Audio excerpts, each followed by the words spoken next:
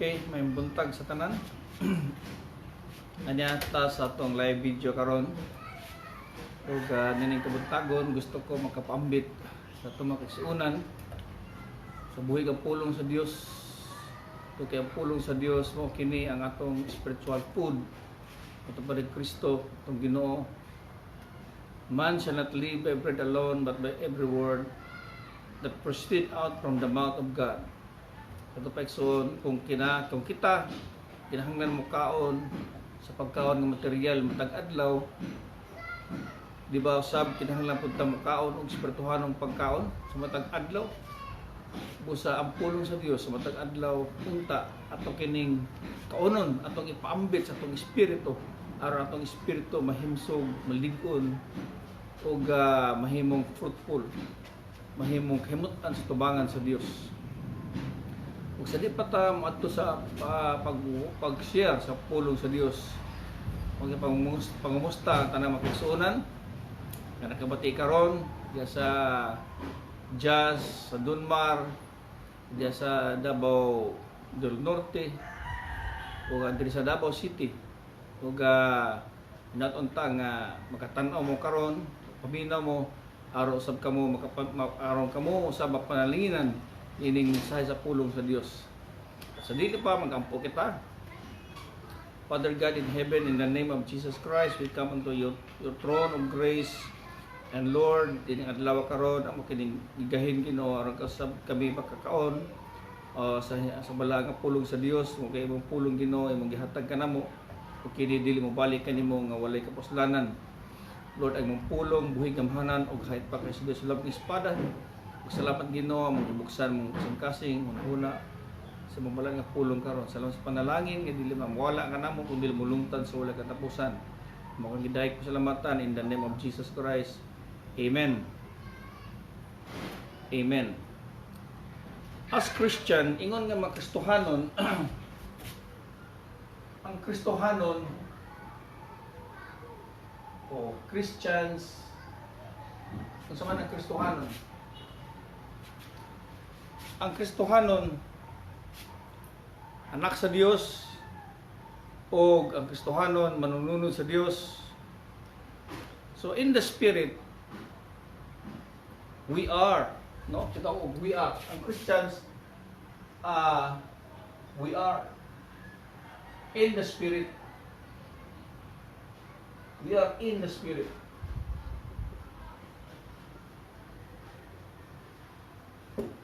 Ang atong tinud nga kinabuhi karon dili na sa unod, kundi ang atong tinud nga kinabuhi diha na kang Kristo, diha na sa Dios. Sumala sa Colosas kapitulo 3 bersikulo 4, kamatong pa sa Colossians, Christ who is our life. Si Kristo mao ang atong kinabuhi, si Kristo ang atong tinud nga kinabuhi. Ang atong tawhanong kinabuhi in the flesh, temporary lang na, pero ang atong kinabuhi nga tinuod, gamulungtad sa walay katapusan, nasa itong sulod. O mao na siya ang kinabuhing Kristohanon. So mabasa na ito na din sa Colossians chapter 3 verse 4. Life. Jesus Christ is our life. Si Kristo mo ay atong kinabuhi. So we are in the spirit. Sumala sa Romans chapter 8 verse 9. You are not in the flesh, but in the spirit. Okay, sa 1 Corinthians chapter 6 verse 7, yun hiya, he that is joined unto the Lord is one spirit. Kadtong nahiusa sa Ginoo, isa na ka espiritu. Sa to pa, ang tinud nga Kristohanon is not in the flesh, but in the spirit. If the Spirit of God dwells in you, dili pa ka mahimong Kristohanon nga tinuod kung ang Espiritu sa Dios wala magpuyo nimo. Ito pa, Kristohanon ka ba? Imong gidawat si Kristo sa imong kasing-kasing, nga imong Ginoo personal nga manluluwas. O kung Kristohanon ka, ang Espiritu ni Kristo nagapuyo nga nimo, so you are now in the spirit. You are no longer in the flesh, but in the spirit. Nisulod ka ang imong bag-ong kinabuhi diha na sa espiritu, espirituhanong kinabuhi. So, focus ta sa pulong we are. Kini we are.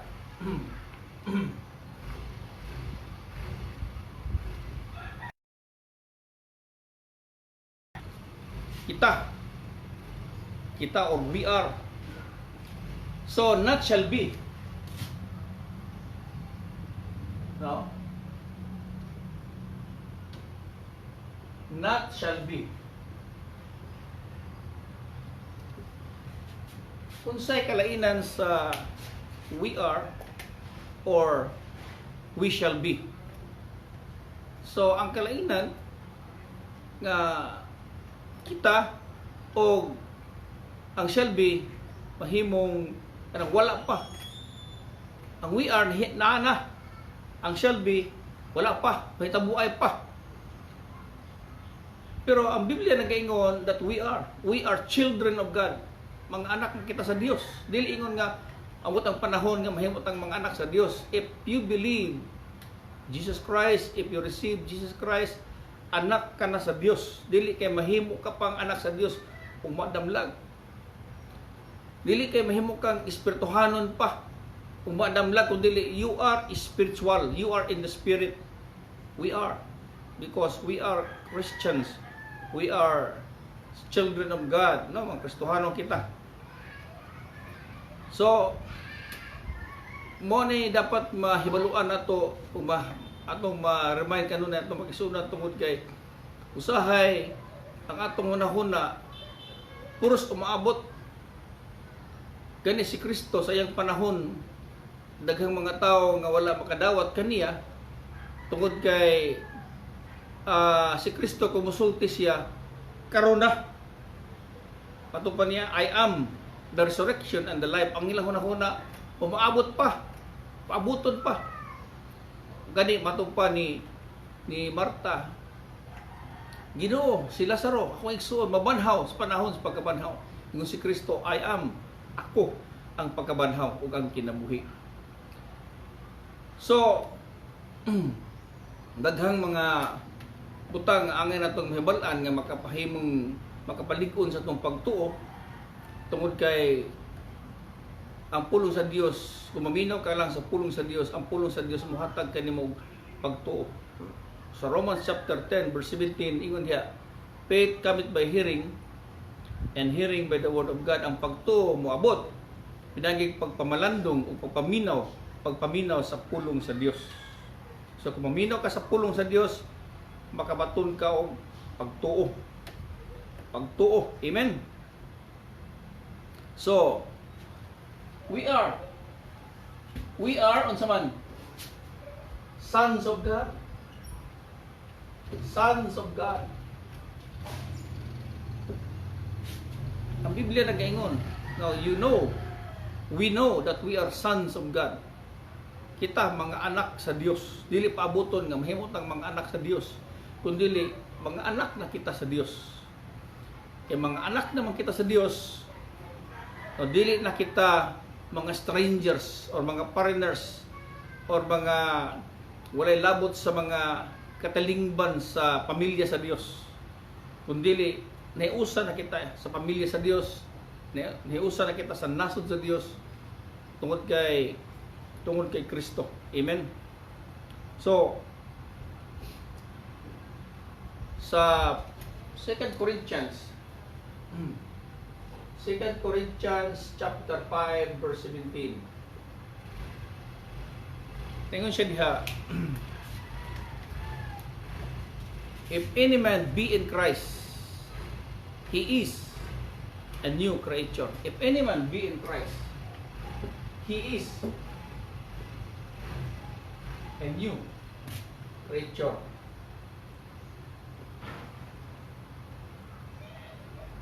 Ang word ha, he is.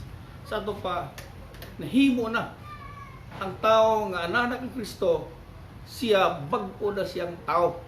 Dili nga in the future mahimo kang bagong tao, mahimo kang bagong binuhat, kundi karon panahon na daghang na nahimong mga anak sa Dios, mga bag-ong tao, tungod kay sila midawat dito kag Ginoong Kristo. O nagingon ni Kristo diya sa sa John chapter 1 verse 12, ang tanan nga midawat kaniya sila gitagag kahum o katungod nga mahimong mga anak sa Dios. So, the moment nga nidawat ka kaniya, nahimo kang anak sa Dios. John chapter 1 verse 12. Amen. So we are a new creation. We are sons of God. We are. So, bisan pa sa mong kaugalingon karon, kung sa magkaron, lalaki o babae, batang ka. Kung lalaki ka, yung ka, I am. O, I am a man. Dili ka makaingon nga, I shall be a man. Kung babae ka, dili ka makaingon nga, I shall be a woman. I am a woman. So, you are a woman o you are a man. So, ina na usap nagsuon. Nga na, sa dihang na born again ka, you are a son of God. You are a daughter of God. You are heirs of God. Ikaw panununod sa Dios. So, mo na siya ang bag-o natong kinabuhi. Kinabuhi nga lahi kay kaniadto. Ang karaang butang miagi na. Tanan nga mga karaang butang matupas sa Corinthians, 2 Corinthians chapter 5 verse 17. All things are passed away. Ang tanang karaang butang or all things are, nothing on nga all things shall pass away. All things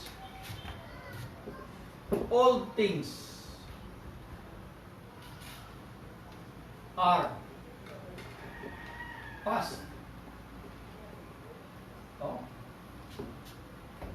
All things, atong mga karaang butang sa atong karaang kinabuhi, niagi na. All things are passed away. Wala nga ng Biblia nga, all things shall pass away. Kung shall pass away pa, hindi nga, karaang butang, mawala ra, umadam lang. Kung dili, ingon diha nga, nawala na, ang karaang butang, miagi na. So, unsa may mga karaang butang sa atong kinabuhi? Ang atong pagka makasasala, atong pagka way Dios, atong pagka way paglaom, miagi na.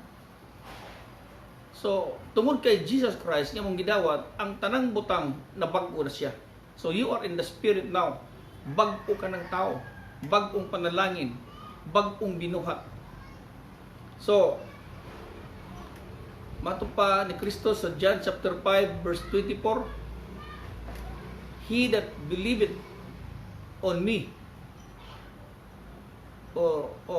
shall pass from death unto life, or is passed from death unto life. Ang katong midawat mituo kaniya o mituo sa nagpadala kaniya, nakalabang na. Matupa sa John chapter 5 verse 24, nakalabang na gikan sa kamatayon ngadto sa kinabuhi. Kung nakalabang ka na gikan sa kamatayon, naa ka na sa kinabuhi because you believe in Jesus.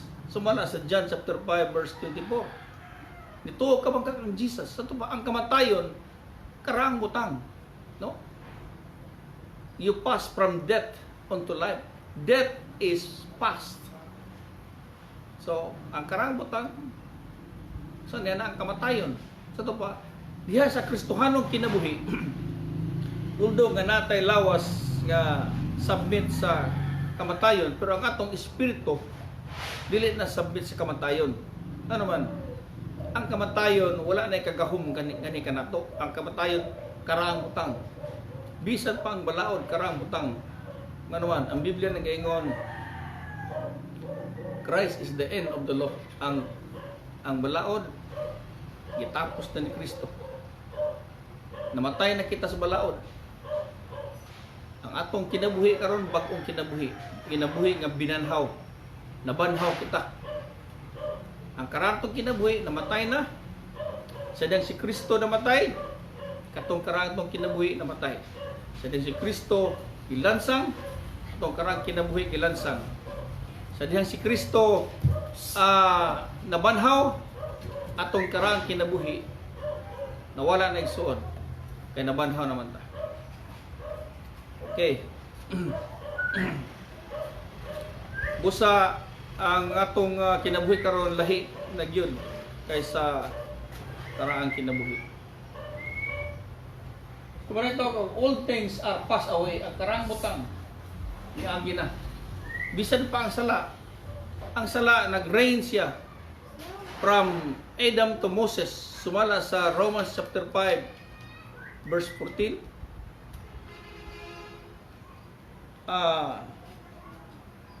Sin reign from Adam to Moses. Pero pag-abot ni Kristo, ang sala gibuntog ni Kristo. Ang sala gibayaran ni Kristo. Ito ba, sin is settled. Ang sin is karaang butang ang sala.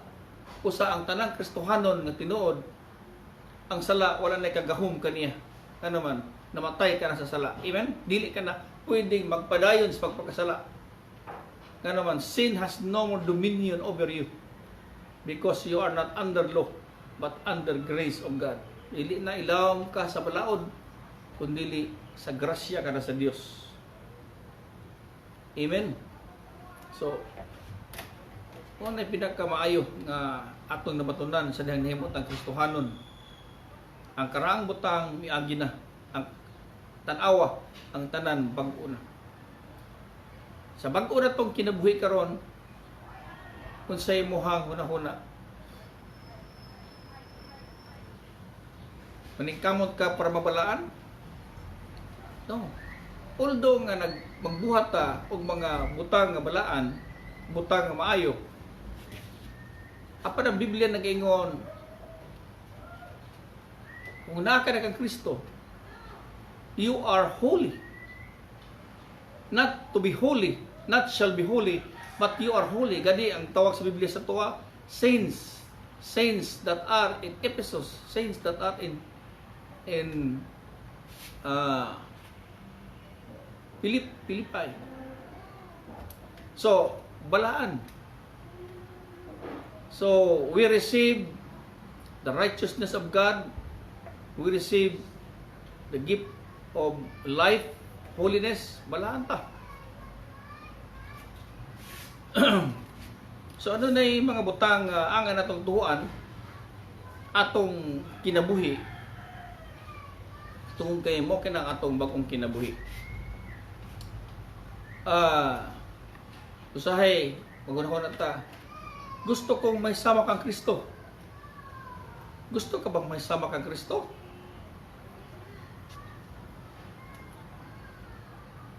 Nag-desire ka bang may sama kang Kristo?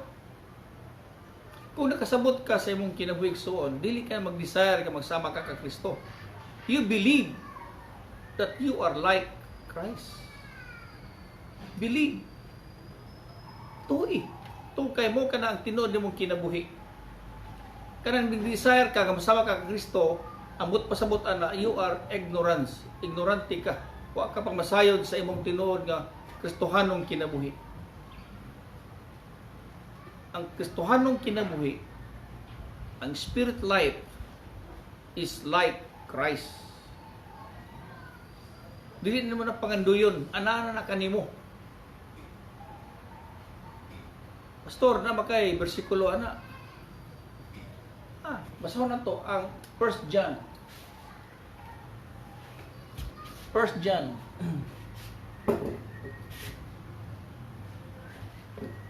1 John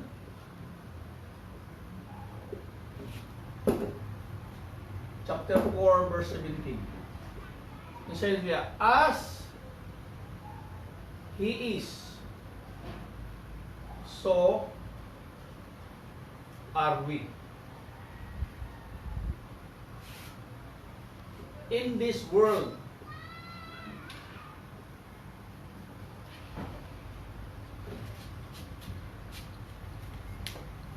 Kasabot pa ta na. Sa 1 John 4:17. Kung doon na kay Biblia, yung mo nang basahon. O take note mo na. Kung sa'yo sulat diya, as He is. Kisa man yung He. Si Jesus. So, sama kang Jesus. Kisa man yung is. Kasi kalainan sa is o was. Ang is present tense. Ang was is past tense. So, ang word na gamit, as He is. Sama kung sama karon. No? Sama karon. Ingon nga karon. Kung unsa siya karon. Kung unsa siya karon. So, we are. Mauusab kita ni ining kalibutana. Bisan pa nga niya ka pa ni ining kalibutana, nagpaabot ka pa sa rapture, apan ang imong espirituhanong kinabuhi sama na kaniya. Nagsugod na diya sa sulod sa imong espiritu. Sama ka na kaniya. Amen? So, you are righteous, you are holy, you are sons of God, you are heirs of God. Ang amahan ni Kristo, imong amahan. No? You are heirs of God. Kung unsa iya ni Kristo, imuha. Samtang adya ka pa nining kalibutana. No, dili ni shall be, but we are. Kanang shall be pabuton pa. Adun na mga butang nga mahitabo sunod nga mga kapanahunan, pero ang atong espiritu karon igsuon naisama na kay Kristo karon. Amen? So, as He is, not as He was. Kung word nga He was, katong Kristo nga naglakaw dito sa Israel 2,000 years ago, mo to He was. Pero ang Kristo nga He is, mo ning Kristo nga naglingkod sa tuo sa Dios, naglingkod sa tuo sa Amahan. O kita igsuon gihimo ta nga sama kaniya. As He is, so are we. We are raised together. We are sitting together in the heavenly places in Christ Jesus. Ephesians chapter 2 verse 6. So, I hope nga napanalanginan ka nining mensahe karon. O hantod na po sa sunod, siguro ugma himo makahatag na punta bisag 30 minutos lang ang mensahe aron kita mapanalanginan sa pulong sa Dios. Kung kantong wala pa makahibaluan ni inipahibaluan sa uban nato makigsuonan nga aduna tay matag adlaw nga live video para sa atong daily spiritual food, pulong sa Dios para sa atong kagalingan. Mag-ampo ta, Father God in heaven, salamat Lord na kami nahimo na Lord nga sumala sa imong giplano sa among kinabuhi o God. We are children of God. We are heirs of God. And we are as you are, Lord. Kung unsa ikaw karon nga naglingkod tupat sa bahan, mausab kami Ginoo. Salamat o God, hallelujah. Salamat Lord. Salamat o God sa mga pulong, buhi ka pulong among nadawat karong adlaw Ginoo. Lord, kato nga pulong makadasig sa matag usa nga nagapaminaw karon, magapatubo silang pagtuo nga kanimo Ginoo. Precious and mighty Holy Spirit Lord, ikaw magatabang kanya Ginoo sa pagpasabot niya itong mga balaan nga mensahe o God. Salamat Amahan, ang tanang kadungganan ug glory and thanksgiving amo kanang giuli nga kanimo in the name of Jesus Christ. Ang tanan ingon, amen. Amen.